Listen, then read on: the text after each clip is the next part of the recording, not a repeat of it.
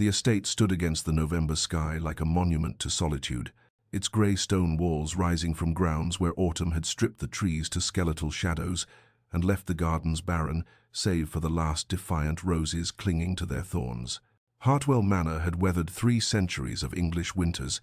and within its vast halls moved 2 people who barely knew each other, bound by vows spoken 3 months prior in a ceremony that had satisfied every requirement of propriety and none of the heart. Duke Alexander Hartwell stood at the window of his study, a figure carved from the same cold stone as his ancestral home, his dark hair perfectly arranged, his posture rigid with the discipline instilled since childhood, watching rain begin to fall across the estate that was his birthright and his prison. Somewhere in the echoing corridors of the manor, his Duchess moved through her own lonely orbit. Eleanor, 23 years old, her chestnut hair always carefully arranged, her gowns impeccable, her smiles growing increasingly fragile as each day passed in this mausoleum of duty. Their marriage had been arranged by their families with the precision of a military campaign, joining 2 great houses, securing properties and alliances, fulfilling obligations that had been whispered about since they were children, and neither had possessed the courage or perhaps the imagination to refuse what had been decided for them before they'd ever met. The wedding had been magnificent, attended by everyone of consequence, the bride beautiful in ivory silk, the groom handsome and solemn, and absolutely no one had asked whether there was any affection between them, because affection was not the point. Duty was the point. Legacy was the point. The continuation of bloodlines was the point. Now they inhabited this vast house like ghosts haunting separate wings, meeting only at dinner, where conversation consisted of weather observations and estate business, where Alexander's responses came in measured syllables that revealed nothing, where Eleanor's attempts to bridge the chasm between them met with polite acknowledgement and devastating indifference. He did not mean to be cruel. He would have been horrified at the suggestion, for in his understanding, he was being correct, proper, maintaining the dignified distance that befitted a duke and his duchess, conducting himself precisely as his father had done, as his grandfather before him, never understanding that correctness could be its own form of cruelty, that propriety could hollow out a heart as efficiently as any deliberate wound. Eleanor's days had settled into a pattern of elegant desolation, each morning beginning in chambers that adjoined her husband's, but might as well have been in another country for all the connection they provided, rising to dress with the help of a maid who pitied her, though neither spoke of it, descending to breakfast alone because Alexander took his meal earlier in his study, spending her hours attempting to find purpose in a household that ran with such perfect efficiency that her involvement seemed not merely unnecessary, but almost an intrusion upon established order. She had tried, in those first weeks, to take an interest in the management of the estate, had approached Mrs. Crawford, the housekeeper who had served the Hartwells for 30 years, with suggestions about the arrangement of flowers in the main hall, about menus for dinner, about the scheduling of the servants, and had been met with such polite, impenetrable resistance, such gentle but firm explanations, that things had always been done thus and the Duke preferred them so, that she had gradually understood her position was decorative rather than functional, her title conferring status but not authority. She would encounter Alexander in the corridors sometimes, and her heart would lift with desperate hope, and she would smile and inquire about his day, or comment on some matter of the household or the weather, and he would pause, always courteous, always correct, and reply with sentences so brief and formal they felt like doors closing, his eyes never quite meeting hers, his posture suggesting a man detained from important business by trivial interruption, and she would watch him walk away feeling more alone than if she had never spoken at all. I am disappearing, she thought sometimes, standing before the great mirrors in the portrait gallery, seeing her reflection grow fainter with each passing week. Becoming transparent, a ghost haunting rooms where I am not wanted, not needed, not seen. The only place she felt any measure of peace was the rose garden behind the east wing, a space that had been allowed to grow somewhat wild, where late-season blooms still opened their faces to the weak November sun, where she could walk alone among the thorns and dying beauty, and feel some kinship with these flowers, clinging to life as the cold closed in around them. She would spend hours there, sketching the roses in a journal no one would ever see, speaking softly to the plants as though they were friends, and sometimes she would cry, silent tears that fell onto the earth like rain, mourning not for what she had lost, but for what she had never possessed. A husband who might have loved her, a marriage that might have been more than a legal arrangement, a home that might have felt like belonging rather than exile in silk and stone. Alexander had been shaped by his father's hands, the way iron is shaped by fire and hammer, each lesson delivered with cold precision in the study where the late Duke had held court over his son's education in what it meant to bear the Hartwell name. And the central doctrine of that education had been simple and absolute. Emotion was the enemy of duty. Sentiment, the weakness that destroyed great houses, and a man of his position must never allow personal feelings to interfere with the proper execution of his responsibilities to title, estate, and lineage. He had been 8 years old when his father had found him crying over a dead hunting dog and had looked at him with such contempt that the shame of it had burned deeper than any physical punishment. It had told him that tears were for women and children, and that he must choose now whether he would be a man or remain forever weak. And Alexander had chosen, had locked something away inside himself that day and never opened it again, had learned to transmute every feeling into the acceptable currency of duty and propriety. His marriage to Eleanor was simply another duty executed correctly. He had reviewed her family's credentials, found them acceptable, proceeded through the engagement and wedding with the same attention to detail he brought to all estate business, and he genuinely believed he was being a good husband by maintaining proper distance, by not imposing unwanted intimacy upon her, by conducting himself with the dignity befitting their stations. He was aware of her. Of course, it would have been impossible not to notice the way she moved through the house with increasing quietness, the way her attempts at conversation had gradually diminished, the way she spent hours in that rose garden he could see from his study window, a small figure among the dying flowers, and sometimes when he encountered her in the corridors, he felt a strange tightness in his chest that he immediately suppressed, a curiosity about what she was thinking that he refused to entertain, because curiosity led to questions, and questions led to conversations, and conversations led to the kind of intimacy his father had taught him to avoid. His routine was inviolate. Rise at 6, breakfast alone while reviewing correspondence, morning hours dedicated to estate management, luncheon taken in his study, afternoon rides to inspect the tenant farms, a return for dinner with Eleanor, where he maintained civil discourse on neutral topics, retire to his chambers by 9 to read business documents until sleep claimed him, and the regularity of this schedule felt like armor against the chaos that emotion represented, the dangerous territory where men lost themselves and forgot their obligations. Yet lately, in ways he could not quite articulate even to himself, he had begun to notice the silence at dinner had a different quality, had begun to register that Eleanor's chair remained empty some evenings when she claimed fatigue and retired early, had found himself listening for her footsteps in the corridor outside his study and feeling something uncomfortably close to disappointment when they passed by without pausing, had caught himself watching her hands as she arranged flowers in the drawing room and wondering what those hands might feel like, what thoughts moved behind her increasingly guarded eyes, what it might be like to speak to her of something other than the weather and the adequacy of the venison. But these thoughts he pushed away as firmly as he had pushed away every feeling since childhood, telling himself he was being proper, correct, exactly what a duke should be, never understanding that in preserving his father's legacy he was destroying something infinitely more precious, something he would not recognize as valuable until the morning he found her letter and discovered, too late, what he had lost. The breaking point came on a Thursday evening in late November when the first snow had begun to fall, delicate flakes drifting past the dining room windows like fragments of a world dissolving, and Eleanor had spent the entire afternoon preparing herself with a care that felt like armor against inevitable disappointment, choosing her finest evening gown in deep emerald that she knew brought out the color of her eyes, arranging her hair in the elaborate style she had worn on their wedding day, in some desperate hope that beauty might succeed where conversation had failed, descending the stairs with her heart beating against her ribs like a trapped bird, telling herself that tonight she would try once more, would make him see her, would break through the wall of his indifference, or die trying. She had entered the dining room to find Alexander already seated, reviewing correspondence even at table,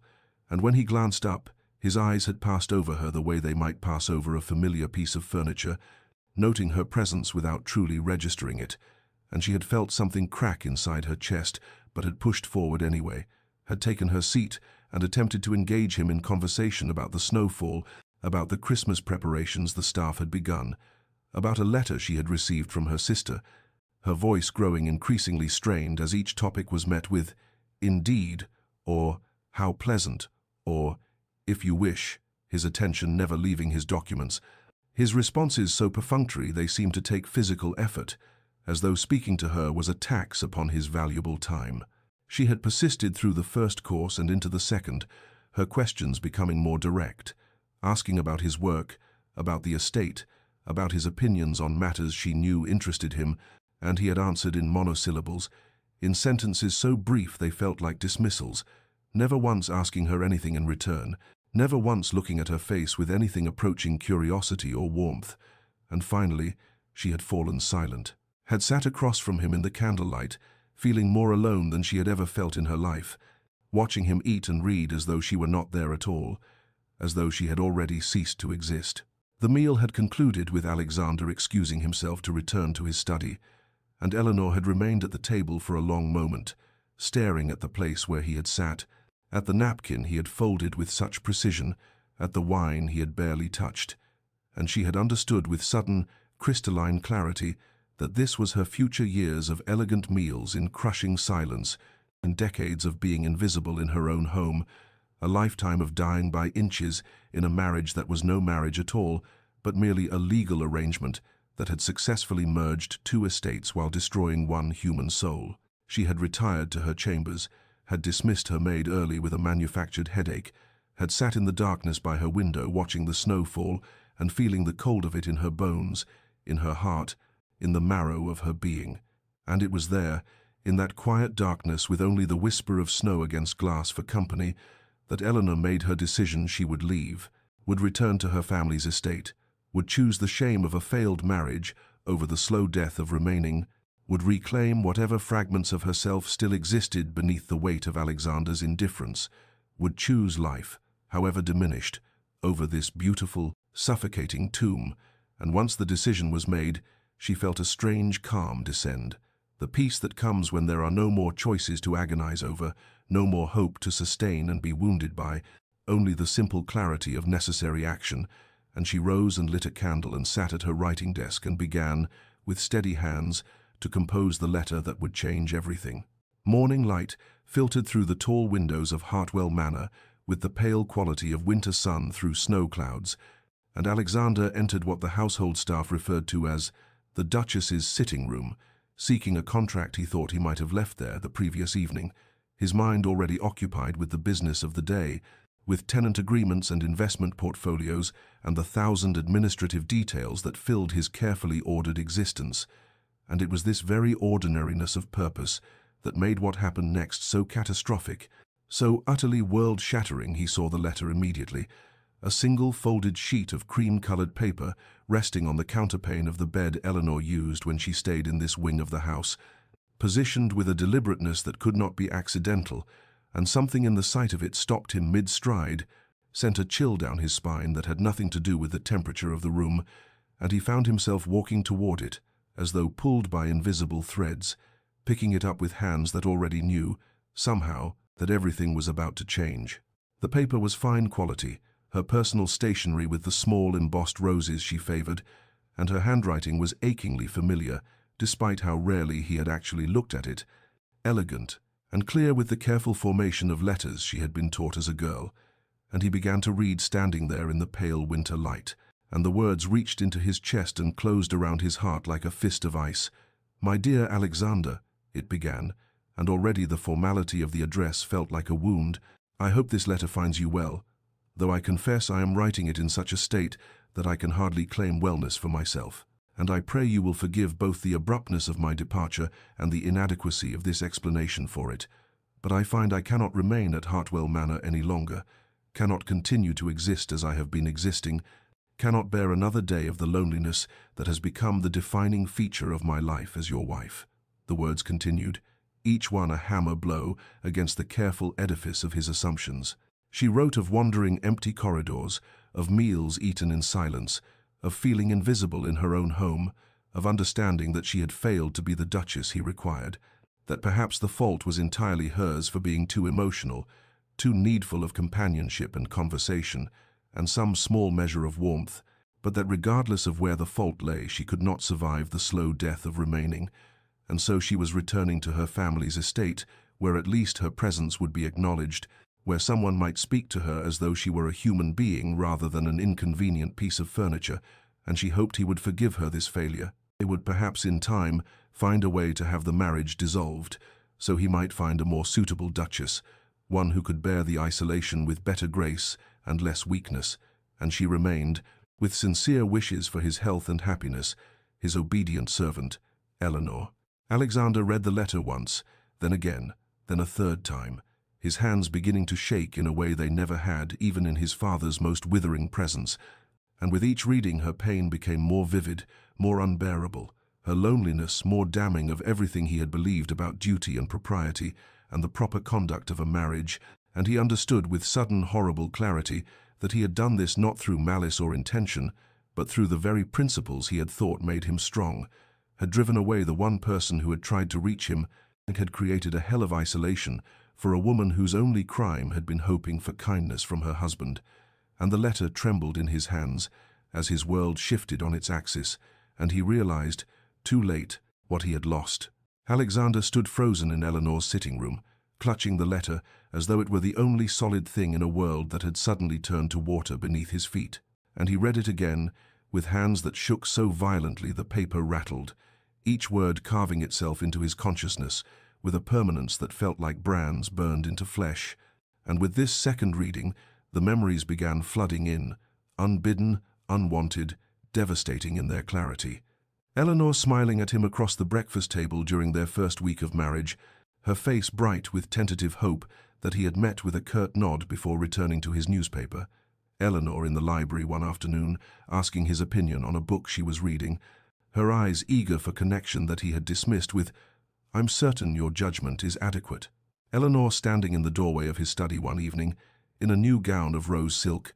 clearly having dressed for him, and he had glanced up and said only, "Good evening," before returning to his ledgers, never seeing how her face had fallen, how her shoulders had slumped, how she had walked away with something dying in her eyes, and the memories kept coming like a deluge, breaking through a dam he had spent years constructing her hand, reaching for his during a musicale they had attended, which he had moved away under pretense of adjusting his cuff, her attempts to discuss the estate management, which he had rebuffed as not her concern, her presence at every dinner, every breakfast, every moment of their shared life that he had treated as an inconvenience to be endured, rather than a gift to be cherished.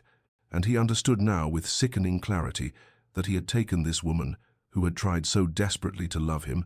and had slowly, methodically, crushed every attempt until there was nothing left but the hollow shell who had written this letter, and the guilt that crashed over him was so overwhelming he had to brace himself against the bedpost to remain standing. The letter fell from his nerveless fingers, and he stood there gasping as though someone had struck him in the chest, and then panic seized him. How long had she been gone? How much of a head start did she have? And he bolted from the room shouting for Mrs. Henderson, for Davis, for anyone who might tell him when Eleanor had left, and he found the housekeeper in the corridor looking at him with an expression that held both pity and reproach, and she told him quietly that her Grace had departed at dawn with a single trunk, had taken the early coach to her family's estate in Derbyshire, had left nearly 3 hours ago, and Alexander felt the ground shift beneath him again, because 3 hours was an eternity. Was time enough for her to be irretrievably gone? And he demanded why no one had informed him, why he had not been awakened, and Mrs. Henderson met his eyes with unusual directness and said, "Her Grace requested we not disturb you, Your Grace, and given that she was mistress of this house, we felt obliged to honor her wishes." And there was something in her tone that made it clear the entire household knew of Eleanor's unhappiness, had witnessed her slow decline, had perhaps even blamed him for it, and the shame of this realization was almost more than he could bear. He stood in that corridor as servants bustled past, averting their eyes from their master's unusual display of emotion, and Hartwell Manor, which had always felt like the seat of his power and position, suddenly felt cavernous and empty and cold, felt like a mausoleum he had built around himself and expected his wife to inhabit, and he realized that he had never truly noticed the house's oppressive silence until Eleanor's particular silence was no longer part of it, and had never registered how the halls echoed until her footsteps would no longer sound in them, had never understood what her presence had meant until faced with her permanent absence, and something in his chest cracked open not cleanly but messily, painfully, like ice breaking under unbearable pressure, and for the first time since his father's funeral 15 years ago, Alexander felt tears burning behind his eyes, felt the careful walls he had constructed around his heart beginning to crumble, and felt the weight of what he had done and what he had lost pressing down on him until he could barely breathe. And he knew with absolute certainty that he could not let her go, could not accept this ending. He had to find her and somehow make her understand that he had been wrong, so terribly wrong, even though he had no earthly idea what words could possibly convey the magnitude of his regret or convince her to give him another chance he knew he did not deserve. Alexander was on horseback within the hour, having ordered his fastest mount saddled, while he changed into riding clothes with hands that still trembled, and he departed Hartwell Manor without ceremony or explanation, beyond a terse instruction to Davis that he would return when he returned, and the sky that had been pale and colorless at dawn had darkened to slate gray, heavy with the promise of rain that began falling before he had ridden 5 miles. Cold needles of water that soaked through his greatcoat and ran down his neck. But he did not slow, did not seek shelter, drove his horse onward through the downpour, as though he could outrun the devastating clarity that had seized him in Eleanor's sitting room, and the rhythm of hoofbeats became a counterpoint to the thoughts that churned through his mind, with relentless, punishing force. What had he done? What had he become? How had he allowed himself to inflict such cruelty under the guise of propriety, and every principle his father had drilled into him, every lesson about emotional restraint and ducal dignity, and the proper distance between husband and wife, suddenly revealed itself as the poison it had always been, a systematic destruction of human connection dressed up as aristocratic virtue, and he understood now that he had been raised by a man who had confused coldness with strength, isolation with independence, emotional brutality with proper behavior, had taken those lessons and replicated them perfectly, had become exactly what his father had shaped him, to be a man so armored against feeling that he had starved his own wife of basic human warmth and convinced himself it was correct, and the shame of this realization was a physical sensation, heavy and nauseating, made worse by the certainty that Eleanor had every right to leave, that no reasonable person would blame her, that he had driven her away through his own deliberate, systematic neglect. And yet even as he acknowledged this, even as he recognized that he deserved her departure, and perhaps deserved to spend the rest of his life alone in that cold manor he had made into a prison, he knew he could not simply accept it, could not let her believe that her loneliness had been her fault, that she had failed as a duchess, when the failure had been entirely, catastrophically, his own. The rain intensified as afternoon wore into evening, turning the road to mud that sucked at his horse's hooves, and he pressed on through villages whose names he barely registered, past coaching inns where he might have stopped to rest but did not, and his mind kept circling back to her letter, to specific phrases that cut like knives, cannot bear another day of the loneliness, feeling invisible in my own home, slow death of remaining, and he thought of her writing those words in the crife, the darkness of her chamber, thought of the despair that must have driven her to such desperate action, thought of how many nights she must have lain awake in that bed, deciding whether to stay or go, and he had been sleeping peacefully in his own separate chambers, content in his isolation, utterly oblivious to her suffering, and the thought made him sick with self-loathing. It made him want to ride faster, though his horse was already laboring, and he realized with strange detachment that he had no idea what he would say when he reached her, had no speech prepared, no arguments rehearsed, possessed nothing but this terrible urgency to see her, to somehow make her understand that he had been wrong, though he could not imagine what words could possibly convey the magnitude of his regret, or why she should believe them when his actions had spoken so clearly for so long. And yet he rode on through the darkness and the rain, driven by something that felt almost like desperation, certainly like determination, perhaps even like the first stirrings of love for a woman he had married for duty but had never truly allowed himself to know, and Derbyshire grew closer with each mile, and his heart, that organ he had spent 32 years disciplining into submission, beat against his ribs like something wild and newly awakened, demanding to be heard at last. Alexander arrived at Ashford House just as twilight was settling over the Derbyshire hills, the elegant manor house of Eleanor's childhood, rising before him with warm light spilling from its windows in a way that made Hartwell Manor's cold grandeur seem even more damning by comparison. And he dismounted on legs that barely held him after the brutal ride, his clothes soaked through, his hair plastered to his head, mud splattered across his face and coat, looking nothing like a duke and everything like a desperate man, which was precisely what he had become. And before he could approach the entrance, a footman emerged and regarded him with barely concealed hostility, clearly having been warned of his possible arrival, and within moments Eleanor's father, Lord Ashford, appeared in the doorway,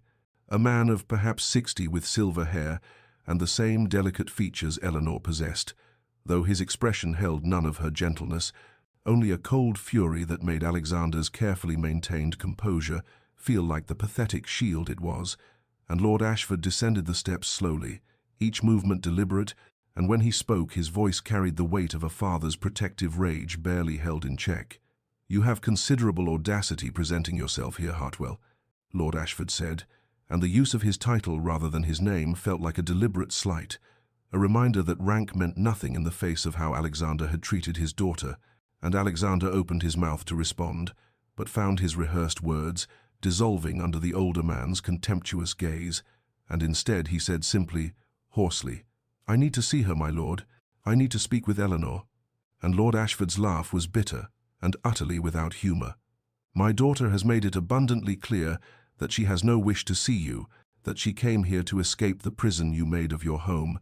and I confess I am in complete agreement with her assessment." And Alexander flinched at the word prison because it was accurate, devastatingly so, and he tried again, his voice breaking slightly.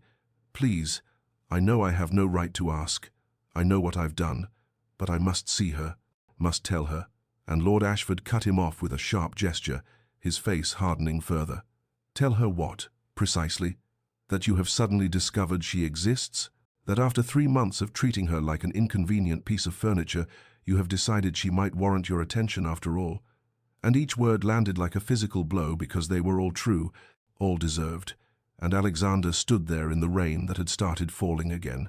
feeling it mix with something that might have been tears on his face, and he said quietly, "I know I have been unconscionably cruel. I know I have failed her in every possible way. I know she has every right to refuse me, but I am begging you, my lord, please allow me to at least apologize, to tell her that the fault was mine entirely, that she is blameless, that I was wrong." And something in his tone, perhaps the absolute absence of ducal pride or the raw desperation that stripped away any pretense of dignity, made Lord Ashford pause and study him with narrowed eyes. And finally he said coldly, "I will ask her, though I suspect she will refuse, and you will accept her decision without argument. Do you understand?" And Alexander nodded, grateful for even this small concession, and Lord Ashford turned and went inside, leaving Alexander standing in the courtyard in the rain. And perhaps 10 minutes passed before the door opened again, and Lord Ashford emerged alone, his expression grim, and said simply, "She will not see you. She asks that you return to your estate and leave her in peace." And Alexander felt something break inside him, but he nodded and said, "I understand, but I will not return to Hartwell. I will wait. I will remain here as long as necessary. I will not force myself upon her, but I cannot leave. Not until she at least knows that I understand what I've done." And Lord Ashford's face registered surprise, and then something that might have been grudging respect, and he said, "You may wait if you wish, though I think you are wasting your time." And he turned to go inside, and Alexander stood in the rain looking up at the windows of Ashford House, wondering which one was Eleanor's, and he remained there through the night, soaked and shivering, watching for any sign of her, and this was how the first night of many began. Alexander took rooms at the Rose and Crown, a modest inn in the village half a mile from Ashford House, and each morning he rose before dawn and walked through the mist to take up his position in the lane, where he could see the manor's windows, and he stood there in all weather's rain that soaked him to the bone, wind that cut through his coat, occasional bright mornings when the sun felt like a mockery of his misery, and he did not approach the house after that first rebuffal, but simply remained, a silent sentinel whose presence became a fixture. The household staff whispered about, and the villagers observed with curiosity, and no small amount of speculation about what scandal had driven a duke to haunt a country lane like a lovesick boy. And on the third day he brought flowers, roses from the village florist, that he left on the garden gate, with no note, because what could he possibly write that her own letter had not already rendered meaningless? And Eleanor watched from her window, her heart a battlefield where anger warred with something dangerously close to hope, and her mother came to stand beside her and said gently, "He has been there since dawn. My dear, perhaps you should at least speak with him." But Eleanor shook her head and whispered, "I cannot, Mamma. I cannot bear to hear empty promises or convenient apologies now that I have finally escaped." Though even as she said it, she could not look away from his figure in the lane, noting how he stood without fidgeting, without the entitled impatience she would have expected, simply waiting with a patience that seemed to cost him something. And her father was less sympathetic, declaring over dinner that he would have the man removed if Eleanor wished it, that no daughter of his should be subjected to such harassment. But Eleanor surprised herself by saying no, let him stay if he wished. It made no difference to her, though this was not entirely true, because she found herself drawn to the window throughout each day, found herself noting when he arrived and when he finally departed as darkness fell, found herself disturbed by how gaunt he had become in just these few days, how the proud set of his shoulders had acquired something like humility. And on the fifth day it rained heavily, and still he came, standing in the downpour until he was drenched. And Eleanor felt something crack in her resolve, because this was not the behavior of a man performing duty or maintaining appearances. This was something else entirely, something that looked remarkably like genuine anguish, and she thought of the letter she had left, wondered if he had truly read it, or merely skimmed the essential facts, wondered what had driven him to ride through the night to reach her, wondered if it was possible that the cold, distant duke she had married might actually possess depths she had never been permitted to see. And the flowers kept appearing roses always, which she knew without being told were meant to reference the garden that had been her only solace at Hartwell Manor, the one place he had never intruded upon, and this attention to such a small detail unsettled her because it suggested he had noticed more than she realized, had perhaps seen her even when she felt invisible, and her resolve began to waver not because she had forgiven him, but because she recognized in his persistence something she had never seen in him before, a willingness to humble himself completely, to strip away every vestige of ducal pride and simply wait, however long it took, for a chance she was not certain she could give. On the morning of the 8th day, Eleanor woke with a decision settled in her heart like a stone, and she descended the stairs before breakfast to find her father in his study, and said quietly, "I will speak with him, Papa, in the garden this afternoon." And Lord Ashford studied his daughter's face with concern, but nodded and said only, "Are you certain, my dear?" And Eleanor was not certain of anything except that she could not continue watching Alexander stand in the lane day after day without at least hearing what he had travelled so far to say. And so at 2 o'clock she wrapped herself in a shawl despite the relative warmth of the September afternoon and made her way to the garden behind Ashford House, a smaller and more intimate space than Hartwell's grand rose garden, but filled with the flowers of her childhood. And Alexander was waiting by the gate where a servant had directed him, and when he saw her approaching he went very still, and Eleanor observed how the week had marked him, the shadows beneath his eyes, the gauntness in his face, and the way his clothes hung slightly loose, as though he had not been eating properly, and she steeled herself against the sympathy that rose unbidden because she had suffered too, had spent 3 months dying by inches in his house, and she would not let his present misery erase that fact, and they stood facing each other across perhaps 10 feet of gravel path, the distance feeling simultaneously too close and impossibly vast, and Alexander opened his mouth and closed it again, and Eleanor realized with something like surprise that he was nervous, genuinely uncertain. The ducal composure she had thought unshakable now nowhere in evidence, and finally he said, "Thank you for seeing me, Eleanor. I know I have no right to your time or your attention. I know that I have," and his voice broke slightly, and he stopped, gathered himself, tried again. "I had prepared words, a speech, things I thought I should say, but they all feel inadequate now, hollow, and I find I can only tell you the truth plainly, which is that I have been a coward and a fool, that I was raised to believe emotion was weakness and distance was strength,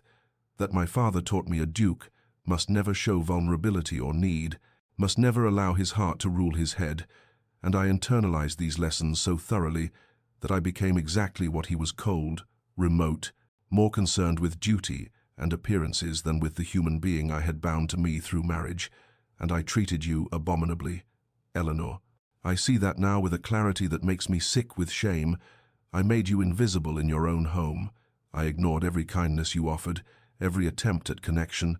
I turned our marriage into a prison, and myself into your jailer,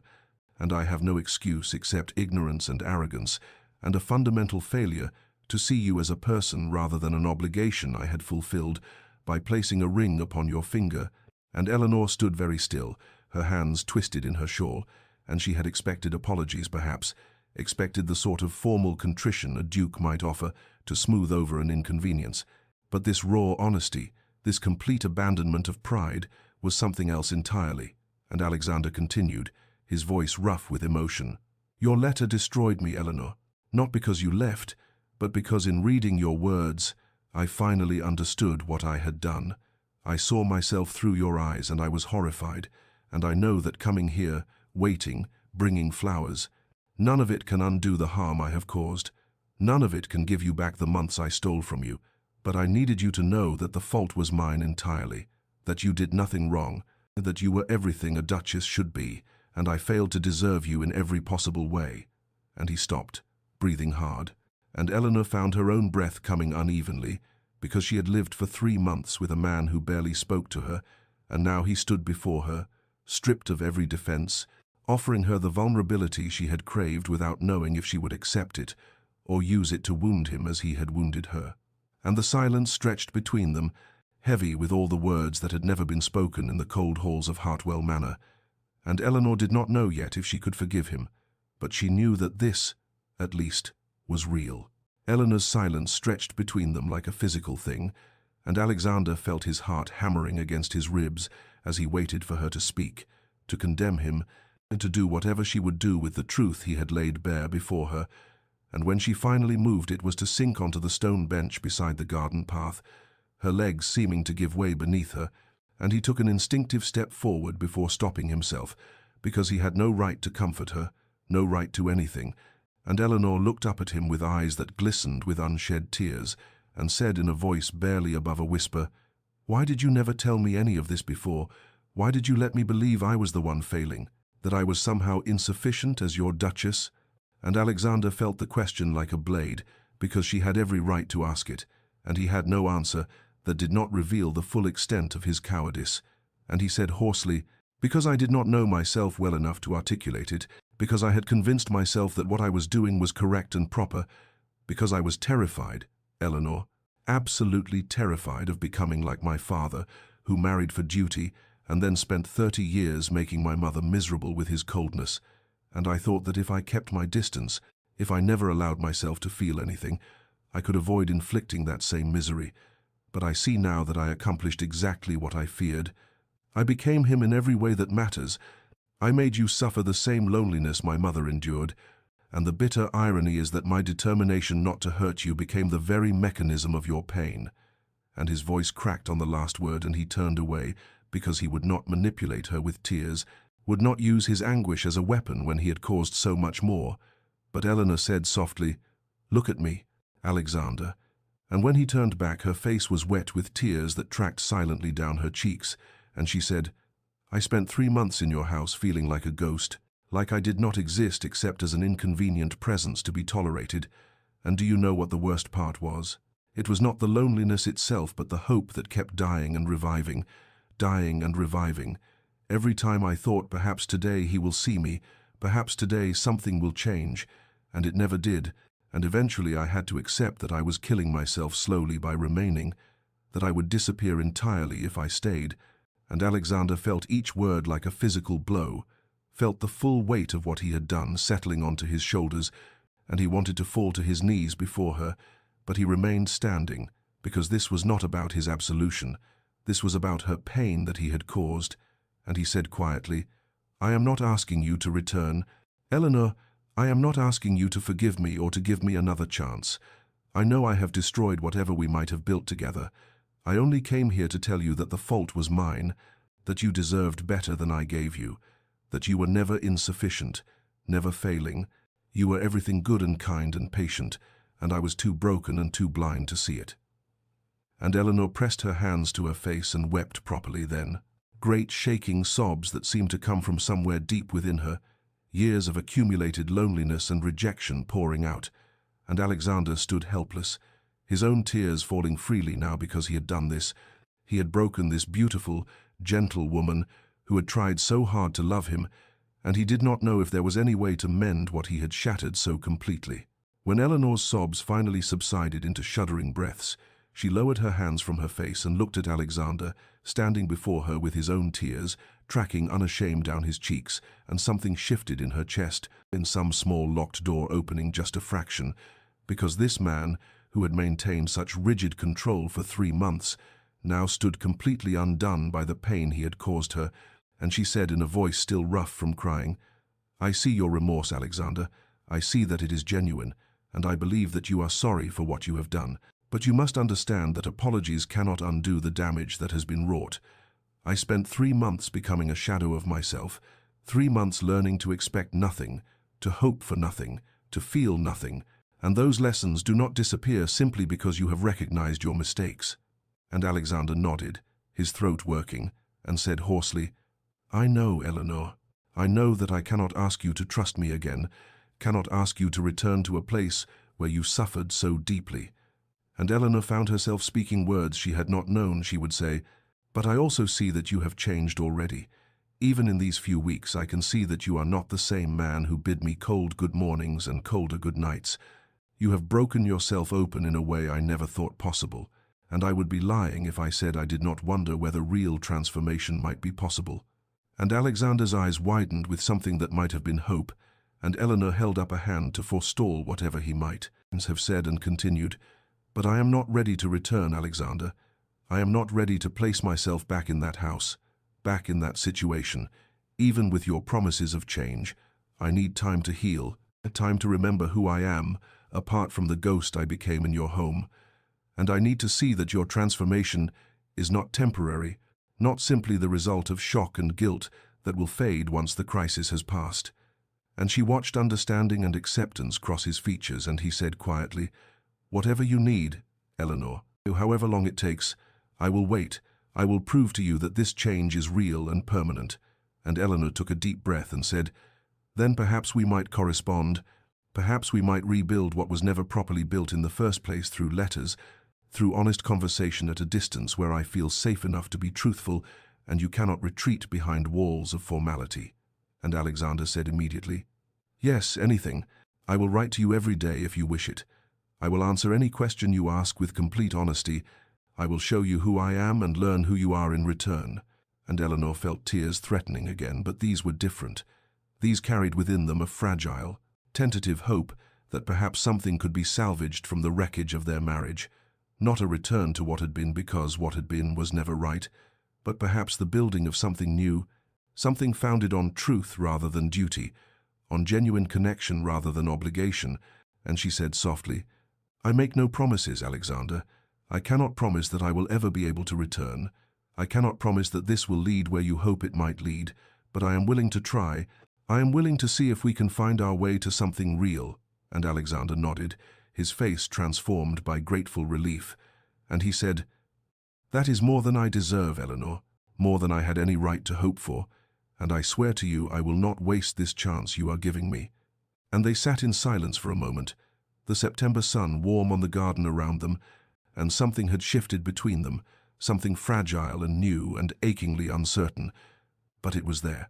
a possibility where before there had been only ending. The first letter arrived at Eleanor's family estate 3 days after their garden conversation, delivered by a rider who had clearly been instructed to make haste, and Eleanor held the sealed envelope in her hands for a long moment before breaking the wax, her heart beating faster than she cared to admit. And when she unfolded the pages, she found Alexander's handwriting, usually so controlled and precise, now slightly uneven as though written in genuine emotion rather than practiced formality, and he wrote, "Eleanor, I find myself uncertain how to begin this correspondence, having never truly written a personal letter in my life, all my previous writing having been business or duty, but I promised you honesty, and so I will tell you that I have been awake since dawn, thinking about what I wish to say to you. And what I wish most is to know you, truly know you, all the things I never asked in 3 months of marriage. And so I will begin with questions. What do you think about when you walk in gardens? What books have moved you to tears? What dreams did you have as a child that you have carried into adulthood? What makes you laugh when you are alone and believe no one is watching?" And Eleanor found tears blurring her vision, because these were questions no one had ever asked her, certainly not the man who had married her, and she took up her pen that same afternoon and wrote back, tentatively at first, answering his questions with careful honesty, telling him about her love of poetry, particularly the romantics who wrote of nature and emotion intertwined, about her childhood dream of traveling to Italy to see the art she had only encountered in books, about how she laughed at the antics of the estate cats who thought themselves fierce hunters, and she asked her own questions in return, wanting to understand the man behind the walls he had built, and so began a rhythm of daily letters that stretched across the weeks of September into October, each exchange revealing more, peeling back layers of formality and fear to expose the people underneath. And Alexander wrote to her about his childhood, the loneliness of being raised by tutors and governesses, while his parents maintained their separate, cold existence, about his mother who had died when he was 16 and had never, in all his memory, seemed happy, about his terror of perpetuating that same misery. And Eleanor felt her understanding deepening even as her heart ached for the boy he had been, and she wrote to him of her own childhood, beloved but sheltered, raised to be a perfect duchess but never prepared for the reality of emotional isolation, and gradually something extraordinary happened, something that physical proximity had never allowed. They began to truly see each other, to understand the wounds and fears that had shaped them, and Alexander's letters grew more tender, more openly affectionate. He wrote, "I find myself thinking of you constantly, wondering what you are doing at this moment, hoping you are finding peace in your family's home, and I realize with a clarity that shames me that I never once wondered such things when you lived under my own roof, never once considered your inner life or your happiness, and the loss of what we might have had from the beginning grieves me more than I can express." And Eleanor read these words in the window seat of her childhood bedroom and felt something unfurling in her chest, something that felt dangerously like hope, like the possibility of genuine connection, and she wrote back with increasing openness, sharing her thoughts and feelings with a freedom that distance paradoxically provided, and the stack of letters grew on both sides, tangible evidence of the relationship they were building, through words, through honesty, through the patient work of learning and being learned. When Eleanor's letter arrived, suggesting they might meet in person at the public gardens in the neighboring town, neutral ground where neither family nor history pressed too heavily upon them, Alexander's hands trembled as he read her careful words, and he wrote back immediately agreeing to whatever she wished. And so on a crisp October afternoon, when the leaves had turned to copper and gold, they found themselves walking the gravelled paths between autumn flower beds, and the first moments were awkward, stilted even, both of them hyper-aware of the other's physical presence after months of connection, existing only through written words. And Eleanor felt her breath catch when she saw him waiting by the fountain. How different he looked from the rigid man she had married. His posture somehow softer, his eyes when they met hers filled with an uncertainty that would have been unthinkable in their first months together, and Alexander saw her approaching and thought he had never truly looked at her before, not really, not with eyes unclouded by duty and distance, and he saw now the grace in her movements, the intelligence in her eyes, the delicate strength in the set of her shoulders, and he said somewhat breathlessly, "Eleanor, thank you for coming. I confess I feared you might change your mind." And she replied with a small smile, "I nearly did, several times this morning, but I realized that I wanted to see if the man in the letters is the same man standing before me." And they began to walk, their steps careful and measured at first, conversation halting as they navigated this new territory of actual presence rather than safely distant correspondence, but gradually, almost imperceptibly, the awkwardness eased, and Alexander asked her about a book of poetry she had mentioned in her last letter, and Eleanor found herself speaking with genuine animation about Wordsworth and the way he captured the sublime in nature. And Alexander listened, truly listened, not with the polite half-attention he had given her during their marriage, but with complete focus, and he asked questions that showed he had absorbed every detail of her previous letters, remembered that she preferred walking in gardens at dawn, that she found beauty in storms as much as sunshine, and that she had always wanted to learn to paint, but had been discouraged as impractical. And Eleanor felt something loosening in her chest, some tightly held guard beginning to lower, because this was what she had yearned for during those lonely months. This simple gift of being seen, being heard, being treated as though her thoughts and feelings mattered. And as they walked past beds of late-blooming roses, Alexander said quietly,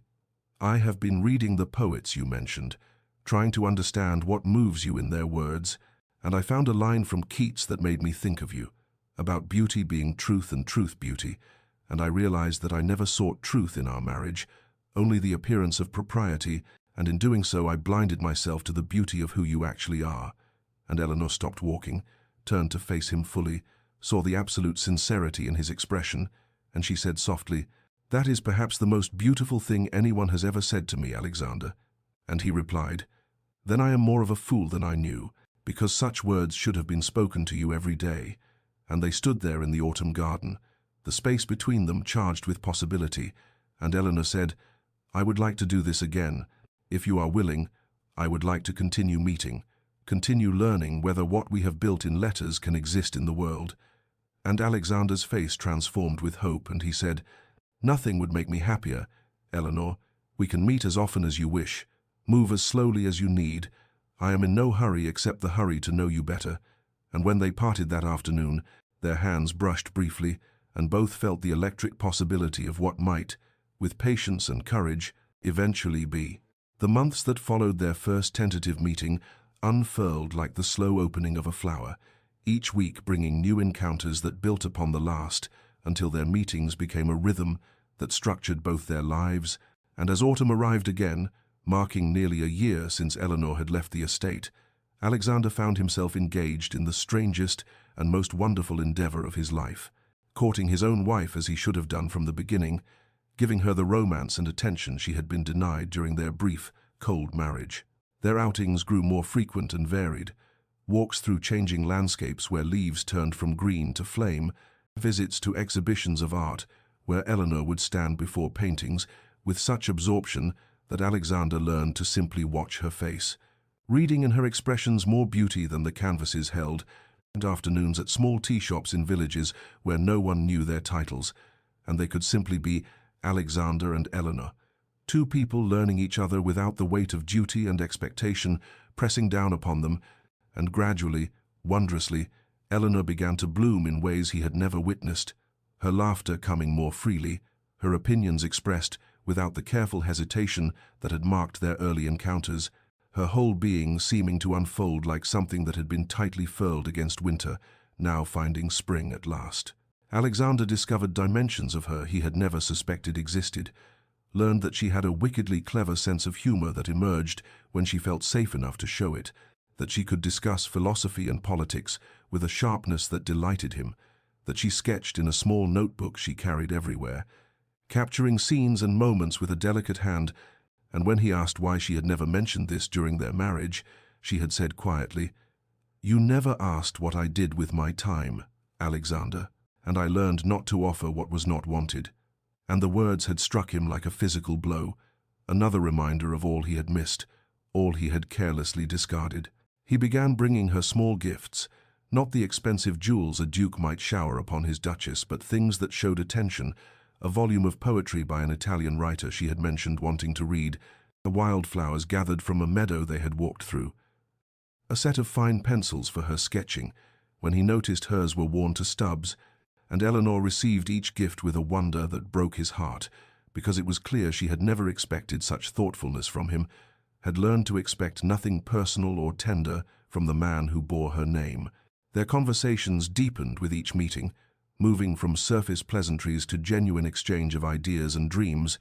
and Alexander told her things he had never spoken aloud to anyone. his doubts about the life he had been raised to lead, his growing realization that duty without heart was merely emptiness, masquerading as virtue, and his dreams of becoming a better man, the kind of man worthy of her patience and grace. And Eleanor listened with the same complete attention he had learned to give her, and she shared in return her own evolving thoughts. How leaving the estate had been both the hardest and the most necessary thing she had ever done. How she was learning to trust again, but slowly. How she saw his transformation, but needed time to believe it was permanent, not merely performance. On a particularly beautiful afternoon in late October, they walked beside a river where the water ran clear over smooth stones. And Alexander said, "Eleanor, I find myself in the most peculiar position of falling in love with my own wife, of discovering that the woman I married for duty is the most extraordinary person I have ever known, and I wonder if you might allow me the privilege of courting you properly, as I should have done a year ago." And Eleanor stopped walking. She turned to face him with eyes that held both tears and something that might have been joy, and she said, "Alexander, I think you have been courting me these past months, and I think it has been the most wonderful thing I have ever experienced." And the smile that broke across his face was like sunrise after a long, dark night. The crisis came without warning on a November afternoon when the sky hung low and grey, threatening rain as Alexander and Eleanor walked through the countryside near her family's estate, their conversation flowing easily as it had begun to do, discussing a novel they had both been reading, when Eleanor suddenly stumbled and caught his arm, and he turned to her with concern and saw that her face had gone pale, a sheen of perspiration on her brow despite the chill in the air, and she said, "I feel rather strange, Alexander. Perhaps we should." But she did not finish the sentence before her knees buckled, and he caught her, his heart lurching with a fear so primal and intense it eclipsed everything else in the world, and he lifted her in his arms, calling for his driver who waited with the carriage on the road, and the journey back to her family's house passed in a blur of terror as Eleanor drifted in and out of consciousness, her skin burning with fever, and Alexander held her against his chest and spoke to her continuously, telling her to stay with him, that she could not leave him, not now, not when he had just found her, and when they reached the house, he refused to relinquish her to anyone else, carrying her to her chamber himself, sending urgently for the physician, while Eleanor's mother and sister fluttered anxiously nearby, and the doctor, when he came, pronounced it a severe fever, possibly influenza, and said that the next few days would tell the tale, and Alexander stationed himself by her bedside and would not be moved, not by her father's gruff suggestion that he should rest, not by the servants who tried to bring him meals, not by anything or anyone, because the thought of being anywhere else while she suffered was utterly unbearable, and through the long nights he sat beside her, bathing her fevered brow with cool cloths, holding her hand, speaking to her even when she could not respond, telling her all the things he had been too careful to say during their careful courtship, how she had become the center of his world, how the thought of losing her now made him understand that he had never truly lived before knowing her, how he loved her with an intensity that terrified him in its completeness. And on the third night, when her fever broke and her eyes finally opened clearly, focusing on his face, she whispered, "You are still here," and he replied with a voice rough from exhaustion and emotion, "I will always be here, Eleanor. I will never leave you again, never turn away, never let duty or propriety or my own damnable pride create distance between us." And she smiled weakly and said, "You look terrible, Alexander," and he laughed, a sound close to a sob, and said, "I love you, Eleanor, not because it is my duty, not because you are my wife in name, but because you are you, because you are brilliant and beautiful and kind, because losing you would destroy me, because I love you with everything I am or ever hope to be." And tears slid down her temples into her hair, and she whispered, "I have waited so long to hear you say that." And he kissed her forehead, her cheeks, her hands, overwhelmed with gratitude that she was still here, still breathing, still his if she would have him. And in that moment, every remaining barrier between them crumbled to dust. Eleanor's recovery was slow but steady, the fever's grip loosening day by day, until she could sit up in bed, take broth, speak without exhaustion clouding her words. And through it all, Alexander remained close, his vigil continuing even after the immediate danger had passed, and she watched him with new eyes, seeing in his haggard face and rumpled clothes and the fierce tenderness of his attention, something she had never dared hope for during those cold months of their marriage. The evidence of love so complete, it had driven him to the edge of desperation, and as her strength returned, she found herself engaged in a different kind of healing, an internal journey toward a decision that would shape the rest of her life, because she had left the estate to save herself from slow dissolution, had rebuilt her sense of worth in the months apart, and now she needed to determine whether she could return, not as the broken girl who had fled, but as a woman making a conscious choice, whether Alexander's transformation was deep enough, real enough, permanent enough to risk her heart again.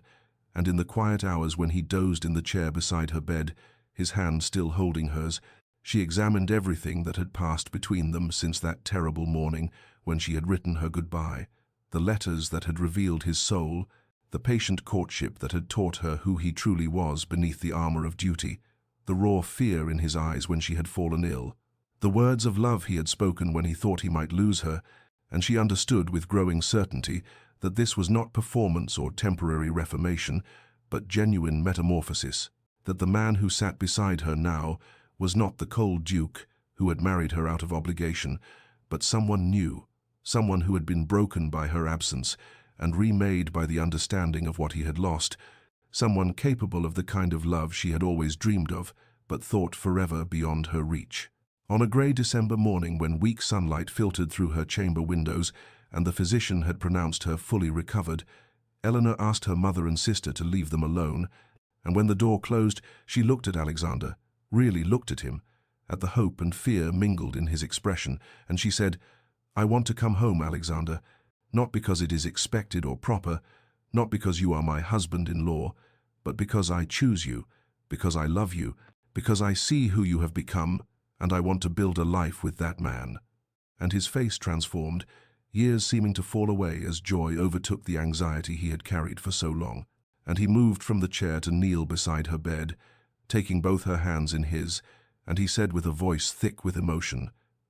"Eleanor, I swear to you that I will spend every day of my life earning this gift you give me. I will never take you for granted again, never let duty or pride or fear create distance between us. I will love you openly and completely for all the world to see." And she smiled through her tears and said, "I know you will. I trust you now in ways I could not before." And she drew him closer, and for the first time in their marriage, the first time in all the months of courtship and letters and careful rebuilding, their lips met in a kiss that held nothing back, a kiss that was both promise and celebration, both ending and beginning, and it tasted of salt from their tears and felt like coming home after a long exile. And when they finally drew apart, Eleanor whispered, "Take me back to our house, Alexander. Let us begin again, truly this time." And he held her face between his hands, as if she were something precious and fragile, and said, "Yes, my love, yes." They returned to the estate on a cold January afternoon, when the world lay hushed beneath a blanket of fresh snow, the carriage wheels crunching along the drive, as Eleanor looked out at the familiar grey stone facade, and she felt Alexander's hand tighten around hers, felt his uncertainty, as he wondered whether this homecoming would stir painful memories. But when the carriage stopped, and he helped her down, she saw that something fundamental had changed, for the servants who came to greet them wore expressions not of cool formality, but of genuine warmth. Mrs. Patterson, the housekeeper, actually smiling as she curtsied and said, "Welcome home, Your Grace. We have missed you terribly." And Eleanor felt tears prick her eyes at the welcome, at the evidence that she had been missed, that her absence had left a void, and Alexander kept her hand in his as they entered the house, and she stopped in the entrance hall and stared, because it was transformed, the heavy dark curtains that had blocked the light replaced with lighter fabric that let the winter sun stream through. Fresh flowers in vases on every surface despite the season, the oppressive gloom lifted, and Alexander said quietly, "I could not bear for you to return to the prison I had made of this place, so I have tried to change what I could, though I know there is much more to be done." And he led her through the house, showing her each alteration with the nervousness of a man seeking approval, the morning room repainted in soft cream instead of dark green, her sitting room filled with books he had carefully selected based on preferences she had mentioned in her letters, new comfortable chairs arranged to catch the light, and when they reached her private chambers, she gasped because he had transformed them completely. The heavy furniture replaced with lighter pieces, the walls painted a soft rose color, paintings of gardens and landscapes hung where dark portraits had been, a writing desk positioned by the window where she could see the grounds, and fresh flowers everywhere, roses somehow procured in deepest winter, and she turned to him with tears streaming down her face and said, "Alexander, you did all this for me?" And he cupped her face in his hands and said, "I would tear down every wall and rebuild this entire house if it would make you happy. Eleanor, I want you to feel that this is your home, not a cage. I want you to fill it with light and laughter and anything your heart desires." And she kissed him then, there in her transformed chamber, kissing him with all the love and gratitude and hope that filled her heart. And later, when they walked through the house together,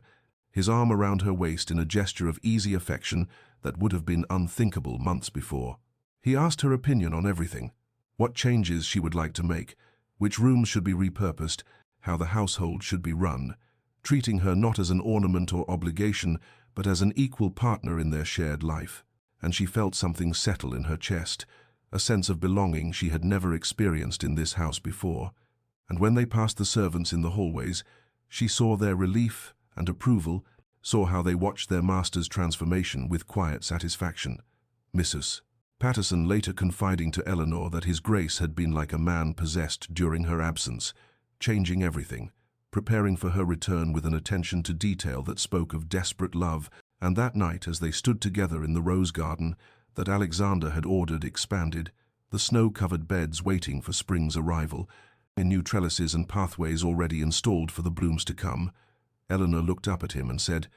"I am truly home now, not because of the house or the changes you have made, but because you are here, truly here with me." And he pulled her close against the winter cold and said, "I am yours, Eleanor, completely and forever, and I will spend my life ensuring you never doubt it." The days that followed their reunion unfolded with a gentleness Eleanor had never known in their marriage, mornings beginning not with cold separation, but with Alexander seeking her out in her chambers, bringing tea himself rather than sending servants, sitting on the edge of her bed to talk about the day ahead, asking what she would like to do, how she had slept, sharing small observations about the weather or the estate, with an intimacy that made ordinary moments feel precious. And they took breakfast together in the morning room, where sunlight streamed through the new curtains, no longer the formal silent affairs of before, but conversations that ranged from light-hearted to profound. Alexander asking her opinions on everything from household matters to politics, actually listening when she spoke, remembering details she mentioned, and raising them again days later, showing her that he valued not just her presence but her thoughts, her perspective, the workings of her mind. And after breakfast, they would often walk together through the estate grounds, even in the cold of winter, bundled against the wind as they discussed plans for the rose garden come spring. Alexander sketching ideas in a small notebook he now carried, asking which colors she preferred, which varieties she loved most, treating her garden as a sacred project they would build together, and she found herself sharing dreams she had held secret, ideas for a small greenhouse where she could cultivate rare specimens, perhaps a fountain at the garden center, and he listened with genuine enthusiasm, promising to make it all reality, and the afternoons might find them in the library, a room she had rarely entered during those first cold months,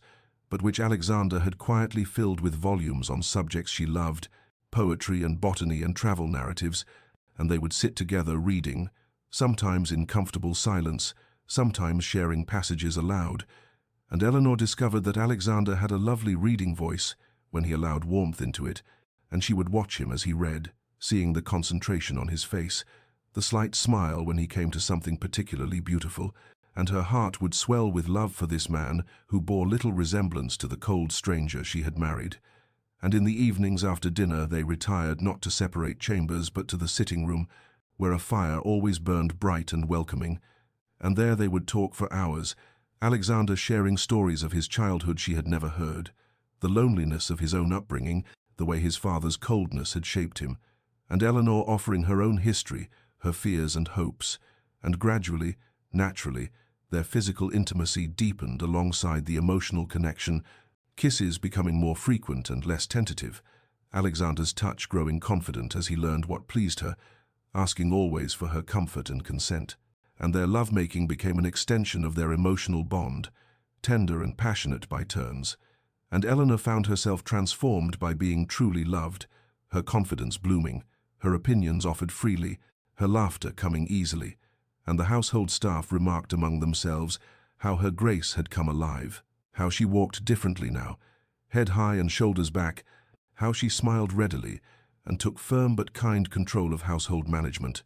and how his grace watched her constantly with such naked adoration that it made the romantic among them sigh. And Mrs. Patterson said to the cook one evening that she had never seen two people more obviously in love, that it was like watching a courtship and honeymoon all at once. And indeed Alexander continued courting Eleanor even as they lived as husband and wife, bringing her small gifts for no reason, wildflowers in winter procured from the greenhouse, a new book of poetry,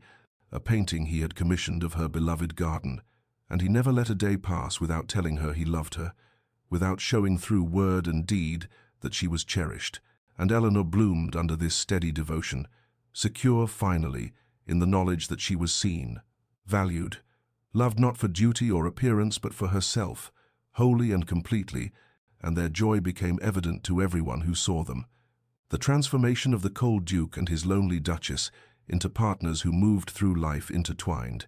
and Eleanor sometimes thought back to those terrible months of isolation and felt almost grateful for them, because the breaking had been necessary for the rebuilding, and what they had built together from the ruins of that first failed marriage was stronger and truer than anything that had never been tested, and she knew with absolute certainty that she had made the right choice in returning, that this was indeed home. 5 years had passed since that cold January day when Eleanor returned to the estate, 5 years that had transformed not just the house, but the very souls of those who dwelt within it. And now, on a warm June afternoon, Eleanor stood at the window of the morning room, watching the rose garden in full magnificent bloom, watching her 2 children play among the flowers, little Catherine aged 4 chasing her brother, Thomas aged 3 through the carefully tended pathways, their laughter rising like music through the open windows, and she felt Alexander's arms come around her from behind, felt him rest his chin on her shoulder as he too watched their children, and he said softly, "Do you remember when this garden was your only solace, when you would walk here alone because the house felt too cold to bear?" And she leaned back against him and said, "I remember everything, my love, the loneliness and the pain, but also the transformation, the journey we took together." And he turned her in his arms to face him, and she saw in his eyes the same adoration she had seen every day for 5 years, deepened now by time and trial and the building of a life together. And he said, "I think of that letter sometimes, the one you left on our bed, and I am grateful for it even as I regret the pain that drove you to write it, because it broke through my walls when nothing else could have. It showed me what I was destroying through my coldness." And she touched his face gently and said, "We were both changed by that breaking, Alexander. I found my voice and my strength, and you found your heart, and together we built something far more beautiful than what we began with." And they stood together in comfortable silence for a moment before Catherine called out, "Mama, Papa, come see the butterflies." And they walked out together into the garden, hand in hand, greeting their children who ran to them with flowers clutched in small fists. And Alexander lifted Thomas onto his shoulders while Eleanor took Catherine's hand, and they walked the pathways together as a family. Alexander pointing out different varieties of roses, telling the children their names, and Eleanor thought of how far they had traveled from that cold autumn when she had wandered these same paths alone and invisible, and she knew that every moment of pain had been necessary for this joy, that the breaking had made space for true building. And as the afternoon sun cast golden light across the garden and her family, she felt complete in a way she had never imagined possible during those dark early months of her marriage. And later, when the children had been settled for their afternoon rest, and she and Alexander sat together in the library, his head in her lap as she ran her fingers through his hair while reading poetry aloud, she paused mid-verse and said, "I love you more now than I did, even on the day I chose to return to you. Did you know that? That it keeps growing deeper?" And he caught her hand and kissed it and said, "As mine grows deeper for you, Eleanor, every day I discover new reasons to love you, new depths to explore." And she smiled and returned to her reading, and the peaceful domesticity of the moment felt like a benediction, a reward for their courage in choosing each other again and again. Dear listener, perhaps you have heard in this story an echo of your own life. For who among us has not known loneliness, even in the presence of another, who has not felt invisible despite being seen, who has not wondered whether love could truly transform or whether people can genuinely change? And the truth this story offers is both simple and profound. Change is possible, but only when we have the courage to break, to be vulnerable, to choose differently than habit and fear would dictate.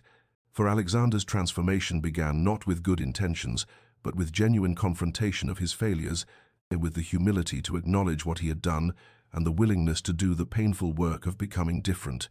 And Eleanor's healing came not from forgetting the pain, but from having the courage to voice it and to hold space for her own worth, to refuse to return until return was a choice made from strength rather than obligation. And together they built something true because they built it consciously, brick by brick, moment by moment, through accumulated small acts of love and attention and presence. And this is the gift available to anyone willing to do the work: the possibility of transformation, the hope of second chances, and the promise that what was broken can be rebuilt into something more beautiful than the original. So if you find yourself in a cold and lonely place, whether in relationship or in life, know that you have the right to voice your pain, to ask for better, to refuse to accept emotional abandonment disguised as propriety. And if you find yourself called out for your coldness, for the ways you have wounded through distance and neglect, know that genuine change is possible if you have the courage to truly see what you have done and the commitment to do differently. For love is not a feeling we fall into, but a choice we make daily, a practice we commit to, a garden we tend with patience and care. And may you find the courage to tend your gardens well. May you know the joy of being truly seen and truly loved. May your breaking points become your breakthrough moments. And may you rest tonight in the peace of knowing that transformation is always possible for those brave enough to begin. If this story has touched your heart, consider subscribing to Love and Relationship Chronicles, where we explore the depths of human connection and the journeys that lead us home to ourselves and each other. And may your own story be filled with courage, healing, and love that grows deeper with each passing day.